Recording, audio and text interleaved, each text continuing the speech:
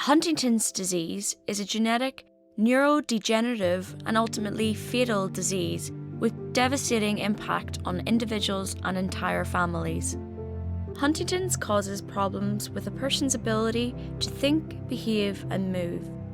Over time, the disease causes progressive functional decline, leading to a loss of independence and the ability to perform daily activities.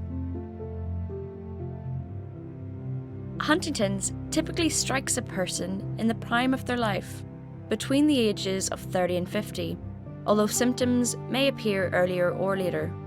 Today, clinical diagnosis is made when movement problems are obvious. However, subtle changes known as prodromal or premotor onset symptoms often appear years earlier. Each child of a parent with Huntington's has a 50% chance of inheriting the disease, which affects men and women equally. We call this pattern of inheritance autosomal dominant. About 1 in 10,000 people live with Huntington's today, with many more at risk.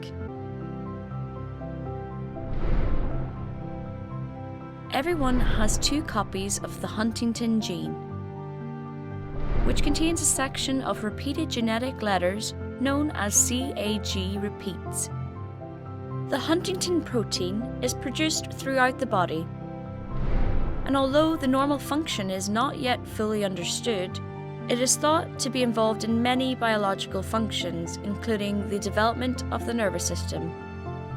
Huntington's disease occurs when 1 copy of the Huntington gene has a CAG repeat expansion over a certain threshold. People with 40 or more CAG repeats will develop Huntington's in their lifetime. People with 36 to 39 repeats may or may not develop the disease within an average lifespan. And those with 27 to 35 CAGs will not develop Huntington's themselves, but risk passing on the disease to the next generation.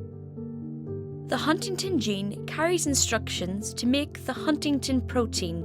The DNA is used to create a messenger RNA that carries the code to the cellular factory that makes the protein. Too many CAG repeats result in a toxic form of the protein being produced, known as mutant Huntington protein. Mutant Huntington protein damages the normal functioning of neurons in many ways, including interfering with their transport networks and gene regulation. This causes them to malfunction and die prematurely, resulting in the symptoms of Huntington's. Huntington's is increasingly recognized as a disease of the whole brain and body.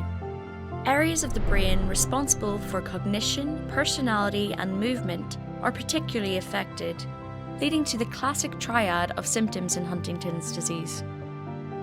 While research is ongoing, there is currently no treatment that can slow, stop, or reverse disease progression in Huntington's.